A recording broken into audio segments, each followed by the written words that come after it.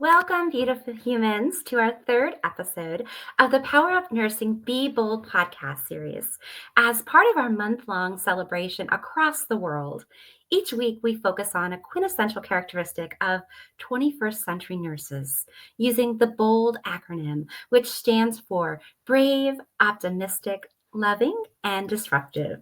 And today's session, we will focus on loving as we dive into the love that powers the heart of nursing. That's right, it's the love that powers the heart of nursing and healthcare. I'm Dr. Kimberly Delbo, Vice President of Education and a National Advisory Board member at Power Up Nursing, where it's our mission to advance the science and spirit of nursing and support the health and well-being of nurses and organizations that employ them as we seek to advance global health and well-being. Today, I'm joined by the amazing Audrey Boyce. Audrey, welcome to today's podcast. It's so wonderful to have you here with us. Thank you, Kimberly. It's my pleasure to be here. And I am so happy that we have an opportunity to talk on this important topic about love, the leading with love. Before we dig into today's segment, just tell us a little blurb about you, Audrey. Who is Audrey Boyce? Gosh, well, I'm a registered nurse. I help nurses manage stress, take control of their health, and rediscover the joy in their nursing career. Whether you Ah, feeling burnout or even ready to quit, I will work with you. Also, I help organizations to set up well-being system so that they can retain nurses, prevent turnover, and improve patient satisfaction. wow, that's such important work. Thank you for all that you do to care for nurses and nursing students too, right? Happy Nurses Month to everyone and every phenomenal nurse out there, right?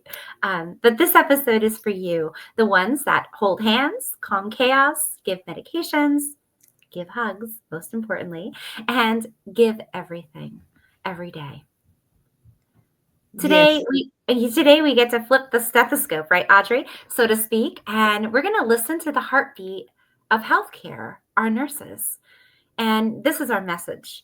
Holistic self-care is the new healthcare. And we believe that nurses are indeed the heartbeat of our healthcare ecosystem. The power of nurses is palpable as those closest to the patient, and it's seen as the most trusted profession for the last even several decades. that is indeed so. I like it. We're going to be talking about holistic self care is the new health care. Say it loud for all the nurses who feel overworked, undercaffeinated, or even overcaffeinated. I Wow. like the topic.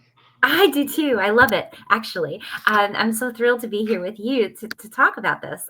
So, our first segment, breaking down into several segments, is going to be the first one is on physical and metabolic health. Okay, so we can talk about the physical. And the physical, that includes something that's a buzzword right now in Mm, wellness and healthcare. It's about metabolic health. And we're talking about things like blood sugar, blood pressure, cholesterol, your energy level, all of it. Yes. Yes, waist circumference. How does your body process energy?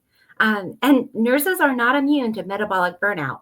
I had the privilege of meeting Dr. Philip Ovadia uh, down at our Power Up Nursing Symposium at Norton Healthcare in Louisville, Kentucky. And he is a cardiac surgeon who has written a book about how to keep people off of his operating table. And he talks all about metabolic health and this topic. So I'm really excited to talk about this with you, Audrey. Yes, that is so important. I had a chance to meet him there too. He is doing some amazing work in the field of metabolic health. So, for nurses, skipping meals during a 12-hour shift, those sugar crashes, the back to back codes, and the 10,000 steps that have you up and down the hallway, it all adds up.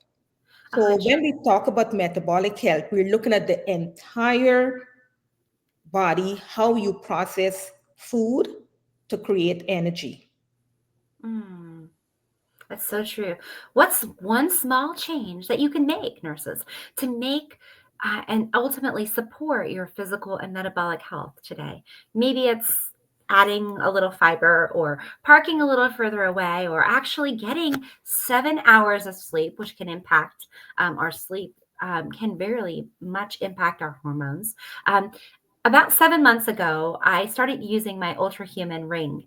Um, and it really has been a game changer for me. I'm a wife, I'm a mom, I'm a grandmother, a nurse, a professor, always busy caring for others. And that's never been a problem. That comes so natural for me as a nurse. But prioritizing my own health has not always been my top priority because I'm putting the needs of others above my own.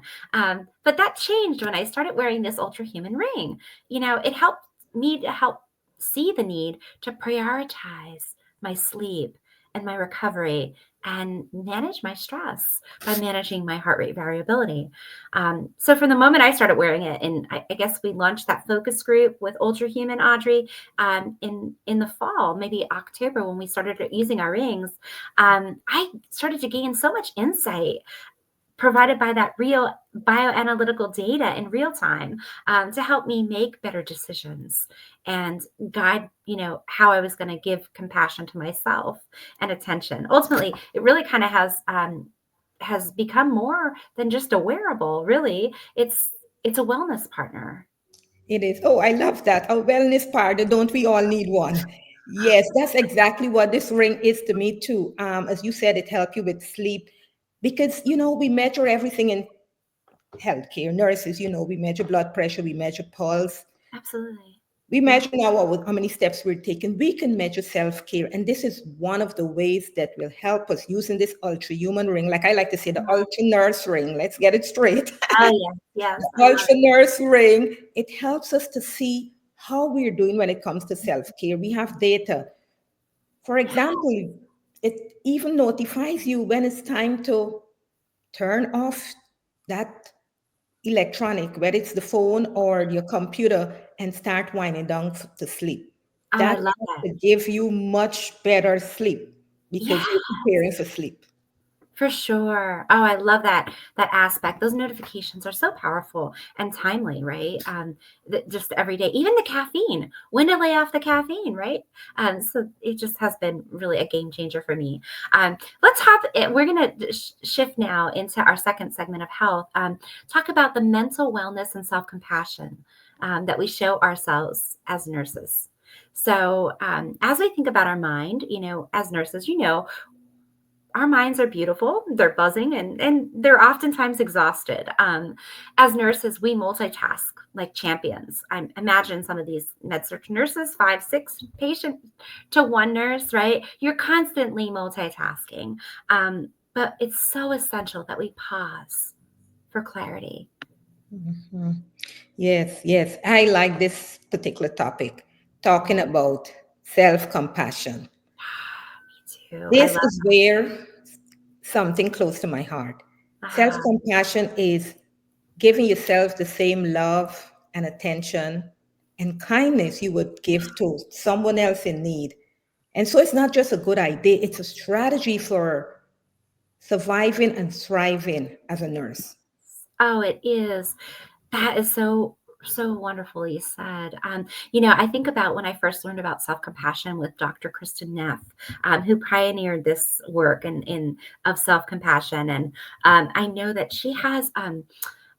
you know, she has a tool out there, a test that I use, and I've shown to my nursing students actually that can be very helpful. But really, it's a game changer too, right? Being able to show ourselves self compassion, show ourselves grace. Um, Really, that word is a beautiful word, right? Absolutely, absolutely. Talking about Dr. Kristen Neff, I did take her self assessment tool online. Yes. And I scored 4.7 out of 5. It's normally between 1 and 5. But I tell you, Kimberly, had I taken that same test some several months ago, Mm, or even about a year ago, I probably would not have scored that high. But learning to give myself the self compassion and gauging it with the wearables and seeing how it's working in my life, it's helped me. to even be more intentional when it comes to self compassion. That's a beautiful word, intentional, right? We all live with that internal self critic, and it can be harsh at times, right? So it's critical to be able to cultivate and grow self compassion in oneself, right? I've used this tool, like I said, with nursing students sometimes. And, when I tell my students when they're really hard on themselves, um, and I say, you know, show yourself grace. I literally can see the anxiety melt away off Mm. of them. It's just powerful. It's so powerful. So, one thing that you said to yourself lately, um, can you tell me what's one thing that you said to yourself lately that deserves to be rewarded with grace? And when you think about that, that can be very liberating, right, for us as nurses and as humans. Indeed. I heard a funny joke just recently. Someone said that this nurse broke up with the inner critic. And I said, oh, yes, okay. And then the person said, oh, now they're going with self compassion. I was, yeah, that was hilarious. When we break up with our inner critic, then we embrace self compassion. So, Oh, that's beautiful. I love it. We all need a breakup every once in a while. Just not with my husband of 30 years. right. Not that type of breakup, right? Um, all right. Well, I think that takes us to segment 3. Talk about emotional healing and agape love, and what that means. Yes, let's talk about something. I think it's sacred. It's agape love. It's that deep, unconditional love we pour into our patients no matter what. That's what love is rooted in. That's what the love and nursing is rooted in, right? And Mhm. that's just nursing is powerful. And when we leverage it with love, um, the impact we can make in healthcare is profound. Um, and agape love is really kind of the heart of healing, right? It's a force. It's a palpable force that says, "I see humanity. I honor it, and I want to lean in and treat people with dignity and respect that they're so worthy of." Right? That same love doesn't just belong to our patients. It belongs to you and to me and to all of us as nurses collectively. Yes, of course. So it's like, when was the last time you gave yourself that love? The Mm. kind that says, I made a mistake, but I'm still worthy. Ooh, That that's deep. emotional self care, that healing emotion. Mm. I am still worthy. I'm still worthy of love. I'm still worthy of care. In today's society, oftentimes we're plagued with looking at, comparing ourselves in that comparison trap. The fact of the matter is, whether it's our devices that we constantly are connected to or whatever it might be, but the fact is we are all worthy of love and of care. So this is my invitation to everyone. Let's let agape love flow inward, not just outward. Mhm. Um, that's emotional self love, Mhm. right? Yes, indeed. I Mm, totally agree with you there in terms of that agape love flowing not just outward, but inward. thank you. So I think that takes us to social connection, segment 4 of our domain of health. So, um, Audrey, do you want to talk a little bit about that? Okay, when I think about the social connection, I think about talking about the community because as nurses, we are tribal. We Yes. lean on each other when there's a code, if there's chaos, Oh and in the quiet moments in between. yeah. So I like the part that nursing is community. Yes. Ah, this is a reminder that connection is medicine. Um, and we're hardwired as human beings for social connection. Brene Brown often says that, right? We are living in the midst of a social isolation and loneliness epidemic where the rates of loneliness have more than doubled since the 1980s. And research has found that it's having a profound impact on one's morbidity, their mortality, and overall day to day life. So, isolation can wear on our souls. And community, as you said, Audrey, that is what restores it, right? Yes, indeed. So, what I want to say, if we could pause for a minute, all the nurses that's listening to this podcast, Mm. who is your nursing soulmate? The Ah. one who gets you when things doesn't look too well, the one who keeps standing next to you Mm. when you want to sit down, the one that is there to listen without judgment. Ah. Mm.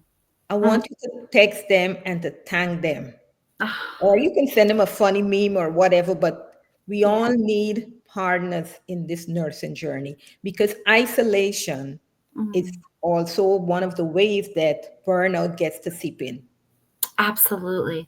Wow. I love that call to action, Audrey. A simple little text is powerful. I once read research not too long ago that talked about nurse engagement, which is nurse engagement is the antithesis of burnout. And it said that those that have a best friend at work are more likely to be engaged and they're more likely to not experience burnout. So, it really is self compassion in action by having somebody that you're connected to at work. So I say to our audience, who's your best friend at work, right? As nurses, we have to remember that we don't have to do this work alone wherever we are. In fact, we're not supposed to, right? I've had many positions as a nurse over my almost 2 decades in nursing. And some of them have been more autonomous roles where I was functioning as a sole like healthcare provider, and whether I was a school nurse or whether I was home health, or perhaps a more autonomous role was when I was a director of nursing services and innovation and senior living space. Very autonomous roles. But I've always seemed to gravitate and connect with other people that are out there in the nursing community, even leveraging um, digital devices and media like LinkedIn, which has been profound. So that helped me find my tribe, right? My people that I gravitated to, like people like you, Audrey. Thank you indeed. Social connection is so important, not Mm, just what we say to the people we care for, but for us as nurses. So that brings us to the next segment, and I think our final segment, which is the spiritual strength and caring leadership. mm, And so let's go a little deeper, and that's it's to the spirit. And that's the quiet place where our why lives, our purpose, the ooh, heart behind every shift, the heart behind every sacrifice, the why when we fall down, we get up and we keep going. mm. That's powerful.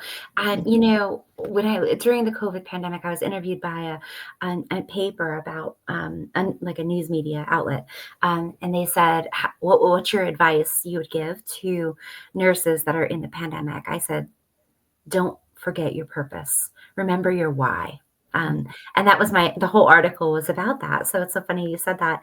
For me personally as a nurse, it's really kind of, that spiritual component as, whether it's rooted in nature of prayer or meditation in the morning or a quiet walk outdoors in nature, or journaling, nurturing my spirit is really kind of what keeps my heart aligned with my calling to serve and to care and to show up. So I Yes, appreciate that, Audrey. yes, all the important things that really fuels and feed our soul. So Mm, important.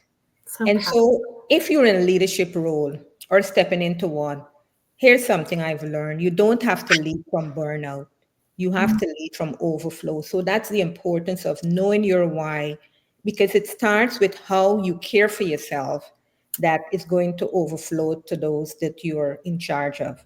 ah, And that's good. basically, that's knowing what's in your cup, filling your cup before Mm, you can pour out to others. yes, so good. In 2018, I was a co-founder of an organization. It was Radiant and Resilient Leadership. Um, Providing R&R to healthcare professionals was a positive, appreciative approach to cultivating leadership. And we actually founded upon the caring leadership model, where it was all about, leading with empathy and intention and authenticity and love. In fact, it was really framed around the caring leadership model that was rooted and grounded in Gene Watson's theory for human caring and caring science, and the 10 Caritas principles, and Jim Kuze and Barry Poshner's leadership challenge. And they both provide an answer to challenging and encouraging the heart of every healthcare provider. So it brings together those core values of the heart of a caring leader, and it centers them around agape, which we talked about earlier, what that meant in Greek, right? To love, which was an acronym for the caring leadership model, AGAPE. And it really is translating into unselfish, unconditional love. But the first A in that framework was stood for always lead with kindness. Now imagine as I say these five little tenets that are in this agape. Imagine if we embodied this in healthcare today, right? Always leading with kindness. G was generating hope and faith through co-creation. Uh, and then the second A in agape stands for actively innovate with insight, reflection, and wisdom. And then the P stands for purposely create protected space. I think this is beautiful because it really gets into the importance of psychological safety, that's founded upon mutual respect and caring and cultivating that sense of belongingness in our organizations. And then lastly, the E stands for embody an environment of caring, helping, and trusting for yourself and for others. So I really love that. But it makes me think of the American Nurses Association Code of Ethics, provision number 5, that we have a duty to care for oneself, right? And that was, I think, just revised and expanded. So anyway, Audrey, I welcome your thoughts on that. Wow. I am sitting here listening to you talk about that agape love and how you use the acronym to define the different areas. And I'm thinking we need to do a master class. Actually, you need to do a master class, and I'll come along for the ride. This is amazing. Leadership is love in action. And Ah, it begins with how you love yourself. So I love what you're talking about, the caring leadership model and how that will translate at the bedside and in the boardroom. yes, yes, in all facets, and I'm in. So let's do that. Let's clear off some time in our calendars to talk about what that might look like. I would love to co-create that with you. So in closing, here's our party message to you, nurses. You are not a machine. You're not a cog in the wheel. You're a healer. You're a nurturer. The very word nurse itself means in Latin to nourish.